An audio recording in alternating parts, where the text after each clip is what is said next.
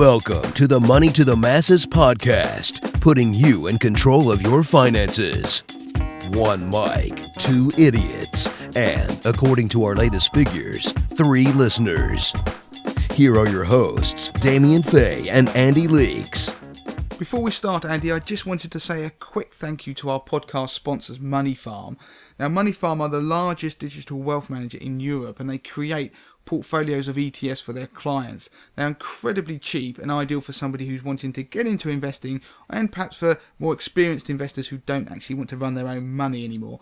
Now, they will even offer to run the first £20,000 of any of our listeners' portfolio absolutely free if they enter the code MTTM20K into the website at moneyfarm.com. For more information, check out their website. But for now, Andy, let's get back on with the show. Hello and welcome to episode 142 of the Money to the Masses podcast with your resident expert, as always, Damien Fay, and me, Andy Leaks. Damien, we had a week off. How are you doing? Welcome back. It's good to be back, Andy. I mean, I had a week off. You didn't. It was a planned week off, but I didn't mention it because do you remember I went to Barcelona about a month ago, and I told everybody it was going to happen and to not fret, and I was quite happy to do that because I had someone staying in my house. Well, this time around, I actually was back near Barcelona again, but for a week for a family event. And my whole family was there, so I didn't actually mention it for fear of being burgled. So we are back. I'm excited to be back. And refreshed and raring to go. How are you, Andy? I'm all right. Yeah, I'm good. Just cracking on with life and enjoying it. I'm excited to be back and doing this. I know it seems sad. It's only a couple of weeks, but I miss it. Well, it would appear, so do the listeners, because I had a lot of contact actually with Twitter. And one of the tweets I got today was quite interesting. And Andy and I have just been discussing this off air because the person asked, they stated how much they've been loving the podcast. And they're trying to listen to every episode that we've ever done. And bearing in mind this is 142, that is a lot of minutes and podcasts to listen to. So I applaud their dedication. But they said they can't find episodes 1 to, say, 45. And I was going to reply back to them on Twitter and say, well, just go further back on iTunes. But before I sent it, I looked. And it would appear that iTunes has archived the first 40-odd episodes of our podcast. And obviously that shows you how many we've done over the years. So one's going back probably two years plus. And so I asked Andy and said, how do we get them? Where are they? And we were both scratching our heads because obviously iTunes has them. So what we're going to do is we're going to solve that problem, tell you how you find them once we realise. If you know, bearing in mind that people out there listen to lots of other podcasts, and there aren't probably many that have as many episodes as we do, but there will be some. If you know, then do get in touch because we are not pretending to know everything about the wonderful world of iTunes and how they archive things and how they do anything that they do. So do get in touch. But it would seem that people have in fact missed us, Andy.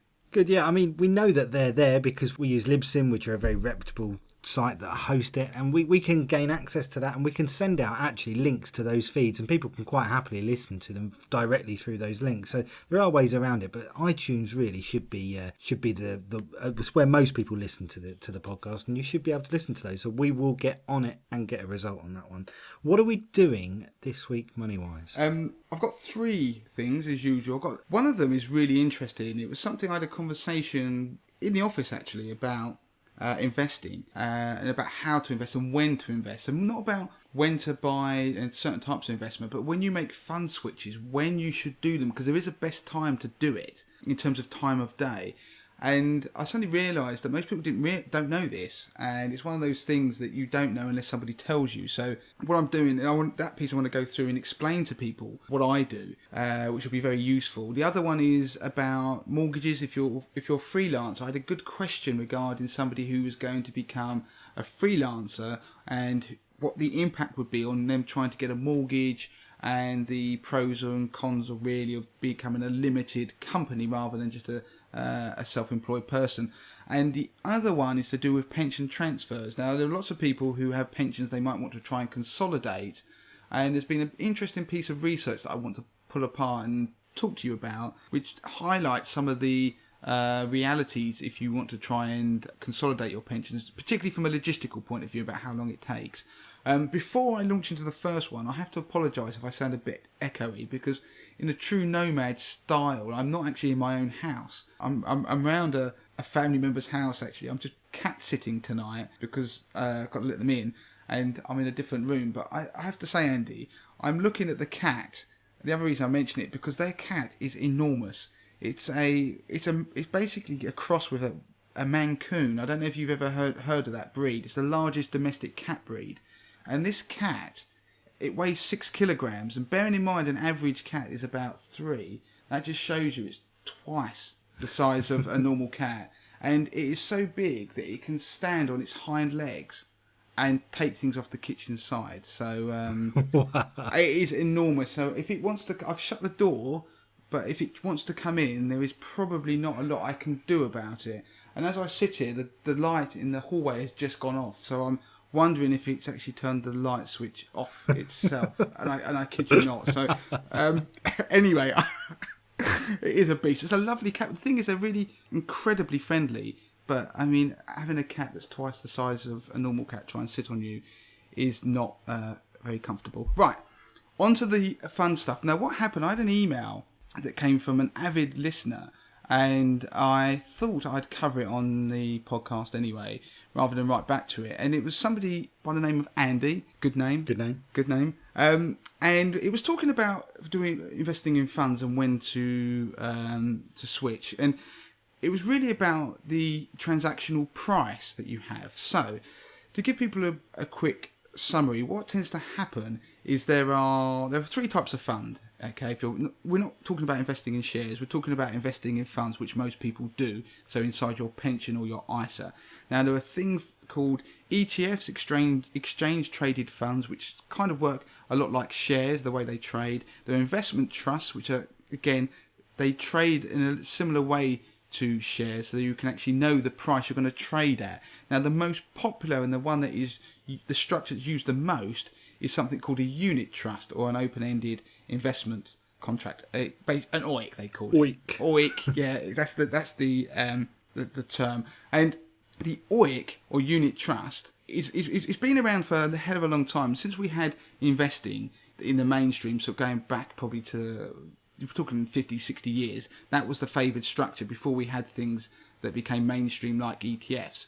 Now, we had old investment trusts, but mainly it was unit trusts. The problem with them is the way they're priced, okay? So you may have a fund that you're going to invest in. The price of that fund is only set once a day. And now what happened, Andy was asking the question, is that whenever I invest in a fund, it seems to take 2 or 3 days for the process to complete. And usually I'm not bothered about this, but if I've tried to take advantage of a bit of a slump in a market and buy some additional units, by the time the transaction is completed, the price has bounced back. And he said that he's investing for the long term, but wondered how the price is set, because he seems to be missing out and he gets sometimes caught the wrong side. Now, unit trusts, okay, are priced once a day, and it usually is at midday. Now, that means that when you make a transaction and you decide that you're going to buy a fund or switch into a fund or switch out of a fund, your instruction will usually get processed at the point of the next pricing point. So it doesn't matter, for example, Andy, if you are sitting here now, I'll just give people an insight, it's 9:30 on a Thursday night. So if, Andy, you decide to make a fund switch now, it's irrelevant that you've done it now, in terms of it won't go through on a unit trust, it will just be flagged at the end where your platform is, okay, whichever platform you use, like Hargreaves or Fidelity, it will go in a queue, and so at the next price point for the fund that you are in, it will then go through, the transaction will occur. So that means, Andy, we're at 9:30 on a Thursday night, your transaction will not even happen until 12 o'clock tomorrow. That's the price that you will be given as when you switch out. So that transaction will happen at some point tomorrow, probably at the close of play, but the price you got was the price that is going to be priced tomorrow. So you don't know the price. The price that you see now when you look online is not the price you're going to get. Of course, the markets will move. So you might end up like the example this Andy said, the market could plummet or it could rally, and therefore that it moves against you. So the interesting thing is when you switch a fund, if you're still with me on this, Andy, if you switch a fund, there are actually two transactions going on. You switch out of a fund, and then that money is then used to buy another fund. And what happens is they don't happen at the exact same point. So, I'm going to give you an example again. So, if you think about it, Andy, if 9:30 tonight you decided you wanted to switch, what will happen is nothing occurs on your portfolio at all until tomorrow. So what will happen is the price of tomorrow is the price you get. So if the market suddenly falls 2% tomorrow, you're going to sell out 2% lower than you think you are. And then what will tend to happen is that you'll be out of the market for a day, a working day, while that transaction goes through, and then it will buy you back into your new fund the pricing point after. And now what you can see is that means today you've put the transaction through at 9:30 on a Friday, you will get 9:30 on a Thursday, you will get Friday's price. That's the one you'll get out. You'll get effectively it'll be in cash in the air somewhere. It'll be in cash. But of course the next time you buy is the new fund will be the next day. And that is actually Monday. So you will therefore buy back in on Monday. So what the price of the fund is on your new fund is on the Monday. So what you can see is if the market drops suddenly, you can sell out at a low and it might rebound on the Monday, and you've sold at a low, the market's rebounded, and then you buy in at that point. So that is the issue that you have. So the reason I'm telling people this is no matter what you do, the rule of thumb is if you want to make a transaction on a portfolio of unit trusts, always do it in the morning, because then you know that you're going to have more of an insight into the price you get. So what I do with my 50k portfolio, I know that the pricing point on most funds is midday. To add a little bit of a confusion, some funds have different pricing points. They might have it at 11 o'clock in the morning, and also the platform you use may have a cut-off for when they accept transactions.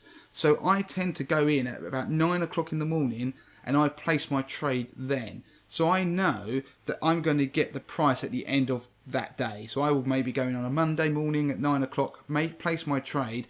I will get the price at the end of that day. I don't know what's going to happen to the market during that day, but I'm going to get it probably on that day. If the world was suddenly ending at about 9 o'clock, 9:30 in the morning, I might not make the trade. I might just sit there and think, do you know what, it's all a bit too crazy. Because once you've placed it, you can't unplace it. So, for example, if I did it the night before... to be fair, if the world was ending, you'd just pull all your money out and go to Vegas or something. You probably would, Andy.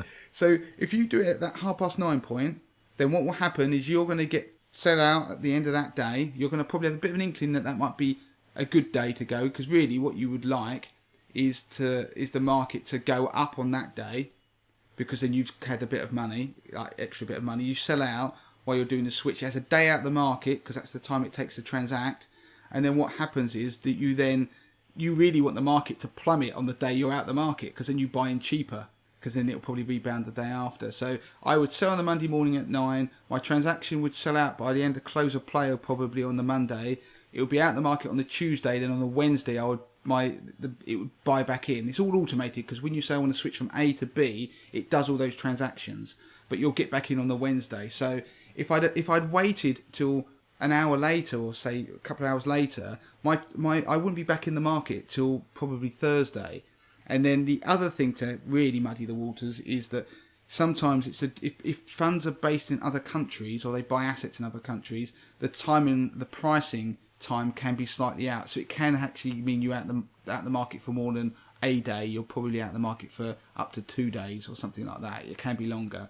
So to sum it all up for Andy, what you need to do is always place your trades first thing in the morning. And I normally wait to see after the markets have opened, say like 10 o'clock. See, by then you'll get a feel what's going to happen that day, and place your trade, and then it will go through in the shortest possible time for a unit trust, which will typically therefore only be, you'll be out the market for 1 day. So by Wednesday you're back in, and then you'll be only miss 1 day. Of course, the answer is you could buy using investment trusts or ETFs, because therefore they are much more instant and they're more like trading shares. But the reality is we all use unit trusts. I hope I explained that, but it is really just the one takeaway. Just place your trades in the morning. Do you think it's wise to sort of steer clear of placing them on Thursdays and Fridays just because of the weekend lag. Lots of things can happen over the weekend with politics, and is there potential for lots of movements over the weekend to get it done and dusted earlier in the week? Do you know what, Andy? I think that's not a bad idea, because sometimes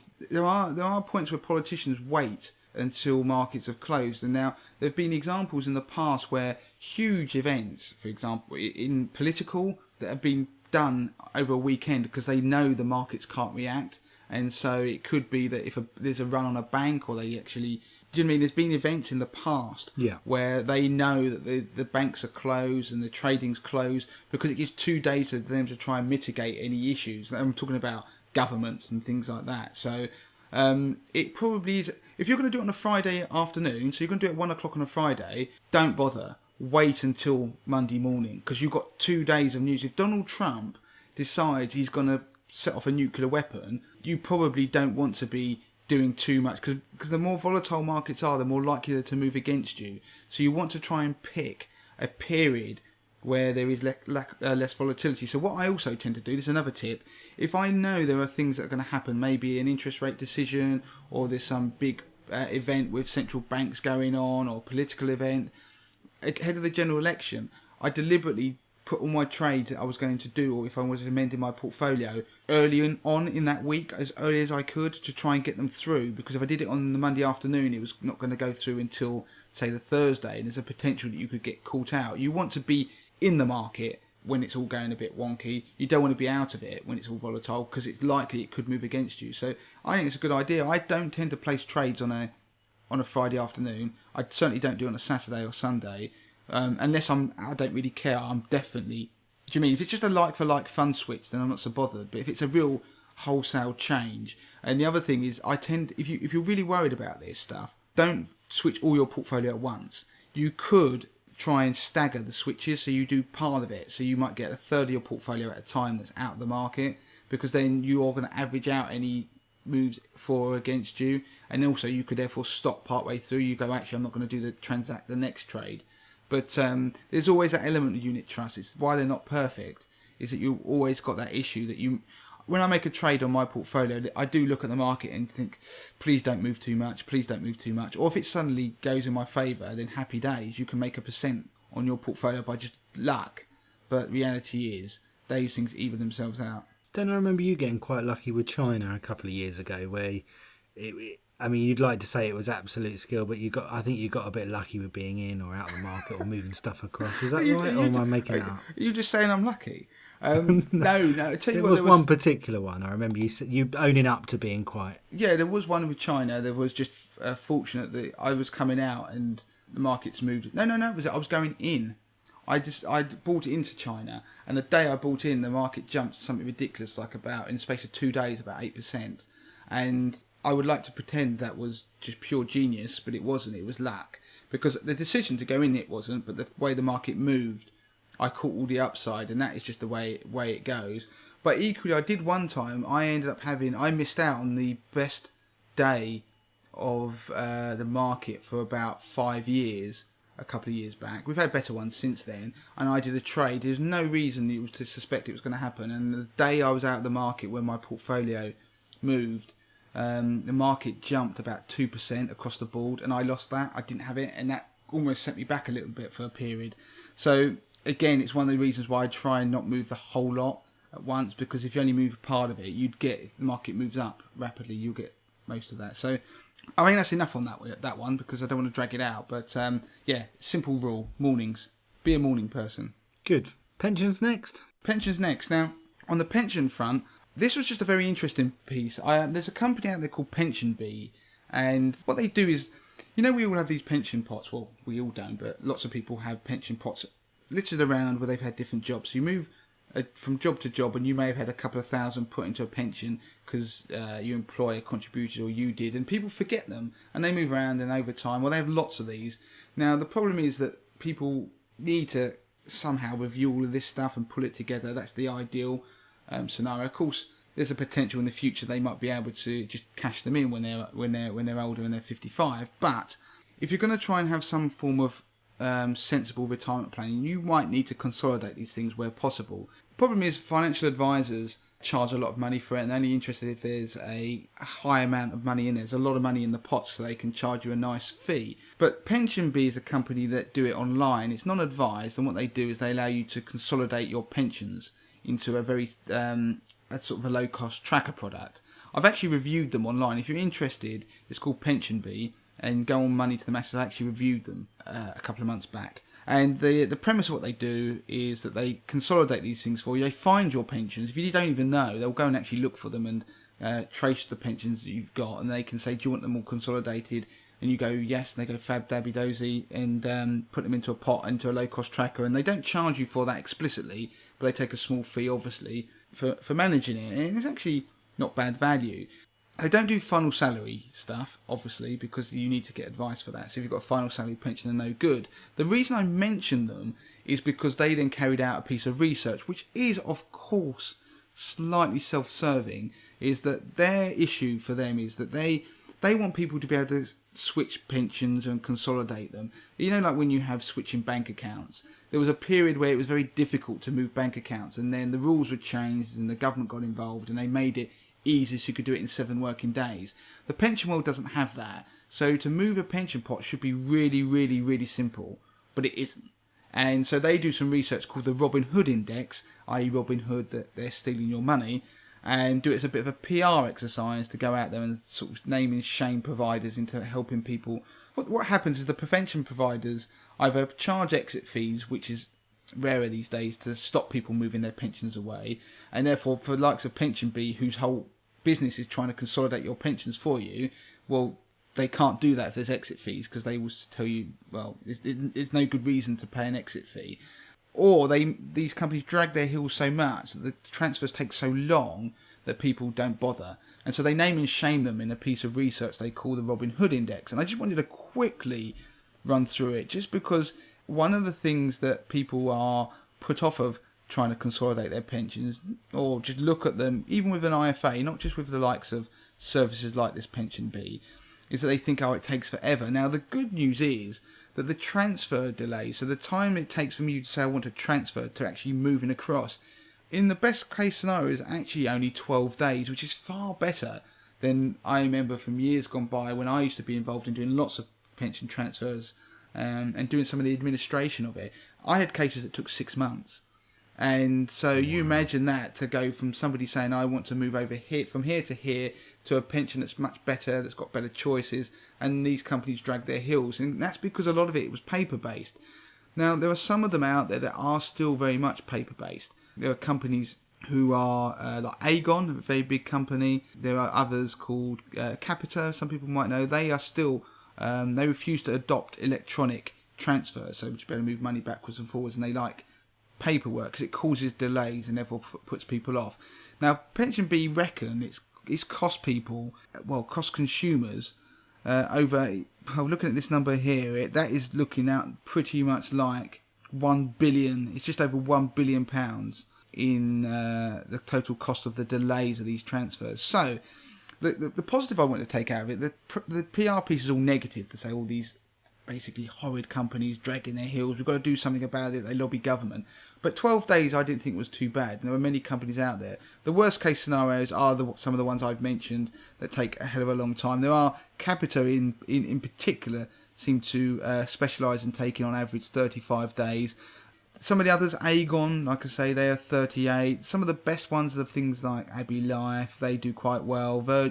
Scottish Widows, Standard Life are pretty good. But some of them do charge exit fees.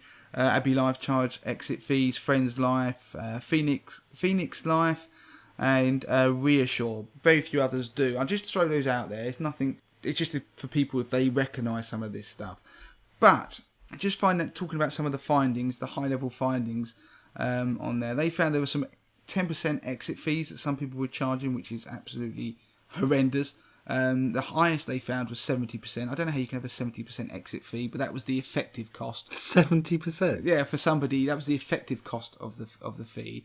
The worst, some of the big providers were taking as much as 50 days to invoke a transfer, to move the money across to a new provider. So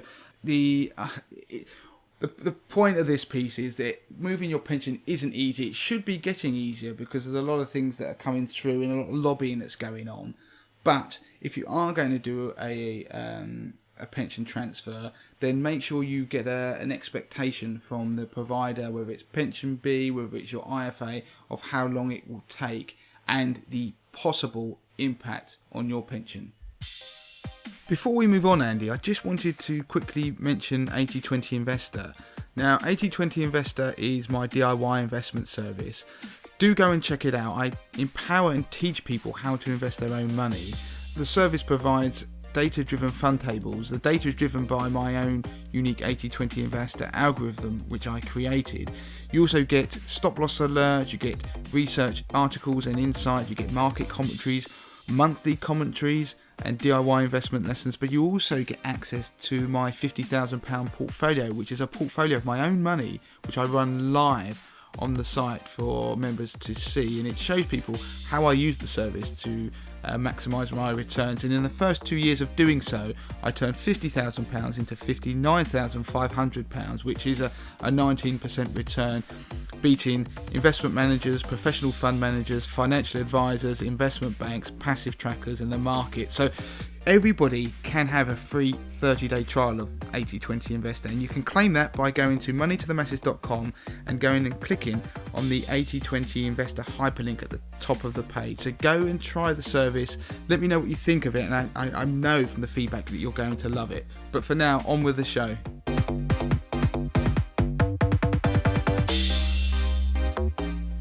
Okay, next piece is mortgages, Damien, and freelancers specifically. What have we got? Right. This one is, who was it who asked me the question? I do like to say people's names, if they write in. And he's now said that and he can't find the name. Well done, Damien. Anyway, the person will recognise who they are. But I was, somebody wrote in and asked about mortgages if they were going to become a freelancer. And the question was, actually it was Grant. That was it, Grant. So hello, Grant. It was you who asked the question. Is I've got a question for your podcast or video content on Facebook, and they said they're looking to go freelance within their role, and they have yet to speak to an accountant, but believe the best way to do this is to become a limited company as opposed to self-employed. And as they understand, there are some tax advantages of setting up as a limited company, which there are. But they also wondered, on paper, his salary would be reduced, and initially he would have little history of income. In this situation, how would I be viewed with regard to a remortgage on my home in 6 months' time? Now, this question I thought it's very relevant to a lot of people out there. It's very relevant even to me, because I went through this scenario a few years ago when I then went and started running Money to the Masses full time. So I actually took the liberty of taking Grant's question and speaking to some brains in the mortgage world, in particular, because the mortgage stuff is always changing, and I don't have the answer to everything. But obviously, let me just quickly touch upon the limited company. I mean, there are advantages for being a limited company. There are, for example, you can end up paying yourself in dividends, which can be very tax efficient. I'm not advising people to try and dodge tax, but you can. Obviously, you can then employ your spouse, etc., etc. If you just Google it about being a limited company, you can see the advantages. But if you do that, obviously, there's slightly more onerous things in terms of accounting, and therefore you'll probably need to have an accountant, and it will cost you a bit more money to do your annual accounts. But there are obviously benefits from doing so, because therefore you can offset certain things, etc., etc. I'm not going to go through them now on the podcast, but if people want to be referred to an accountant, then they can get in touch, because I'm probably going to write a bit more about this stuff and put it down on the website, because it feels like there's a bit of a demand. But the question about the mortgage is the most interesting part, and one of the things that when I was chatting to the mortgage brains is, clearly if you're going to be a limited company, there's a very good chance you're going to pay yourself dividends, because you might become a director of your company, for example, and you may have a salary that's relatively low, but you might also pay yourself some dividends every year because your business is doing quite well. Now, one of the things that is, if you're self-employed, there's always the idea of you are obviously looking to pay a reasonable amount of tax. I'll put it that way. You're obviously not trying to avoid tax, but you've got to pay. There are people who end up being self-employed or have companies or whatever it is, and they will pay less tax. The problem can be that the less tax you pay, almost the less income you have to apply for a mortgage with, because they will tend to look at taxable income, or they certainly have done in the past, if that makes sense. So I remember talking to some the mortgage guys I know, and they say the biggest frustration they have is that you'll get people who might be saying that basically they pay hardly any tax and they sort of declared earnings are very low, but it ends up meaning they can't get a very good mortgage because when they actually go to a mortgage company and they say what they only earn, their basic salary is X, the mortgage company does an affordability check and it says it's too low. So it kind of is, you have to pick what you want to do. Do you want to sort of minimise your tax bill, or do you want to have a mortgage? So I went away through this question at some of these mortgage brains. I'm going to read you out the answer. And the first point they say is that obviously if you're remortgaging with only 1 year's accounts, it is possible to do so with several lenders, because in the past it has been difficult to do so if you don't have enough accounts of your earnings, because obviously they don't have any record. If you just go self-employed and ask for a mortgage, they are going to want some form of evidence if you don't have any. But apparently 1 year's accounts, it is possible with several lenders. In answer to his specific query, he could possibly do it sooner if he's not actually changed occupation. Now, I didn't know that. So in this case, the guy didn't want to actually change his occupation. He may be able to do it if he has some strong evidence of continuity of what his likely earnings will be. So that could be something like proof of some form of contracts, etc., that they would obviously be needed. With dividend income, because it's still taxable, there are now some lenders who will use some of it or part of it when they come to actually assessing your whether they're going to lend to you. Some will take your full salary plus dividends averaged over 2 years.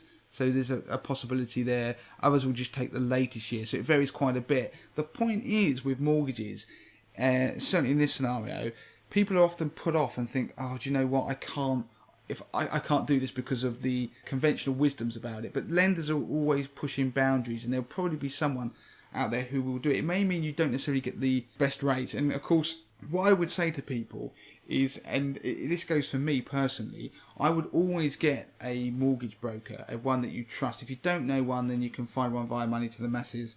If you find a mortgage broker that you trust to do your mortgage, because there's so many hurdles to actually get it from the point you apply through to acceptance and all the paperwork is a nightmare. And also, just because the rate looks good, the lender might not accept you because of your personal circumstances. So in this case, if it's a slightly esoteric kind of case, you're not quite the standard, I would definitely recommend speaking to a mortgage provider. But the point of this piece, it really is that no matter what you think your scenario with you, what you think you won't be lent to, then speak to a mortgage advisor. And in this case, in terms of Grant's case, what is great is if he's doing it in advance, he knows whether the best course of action, because for some people I know who in the past are going to do what Grant's doing, they have actually taken out a remortgaged ahead of time despite them not needing the money for another 6 months, so they could actually get the guaranteed income, if that makes sense. So I know people who've done that personally, who've remortgaged and then gone self-employed but have the money in their pocket for when they want to do their extension, etc. So there are ways around things. So it's always best to plan ahead. Right, that is it for this week, Andy. I don't think there's anything else to add other than leave us a review, and we will, leave us a review. It helps us, and we will try and find those missing 40 episodes. We will find those missing episodes and either get iTunes to back up their ideas or let you guys know how to access those. So yeah, we will do that, definitely. That's it, I think. Yeah, leave a review. Do listen to the One Giant Leap podcast. There are still people out there who haven't listened to it. Why not? Season 2 will hopefully be coming up soon as well. So if you want to get involved with that, if you want to be featured by Damien, get in touch with Damien. Well, that's a good one, Andy. If you want to be involved, then do get in touch. I felt there was a kick under the table there from Andy that's coming soon. It is coming soon. I'm now back from holidays and things. I'm sitting down and actually pinning the sort of roster, the lineup for the next season. And so if there's anybody out there, or is anybody you think you would like to hear on the next series or any future ones, then let me know and I will get in touch with them. So good, that's it for this week, Andy. Until next week, goodbye. Bye. Don't forget to claim your free copy of Damien's best-selling book, The 30-Day Money Plan. Sort your finances in just 5 minutes a day, worth $4.99. Just go to moneytothemasses.com/podcast to find out how.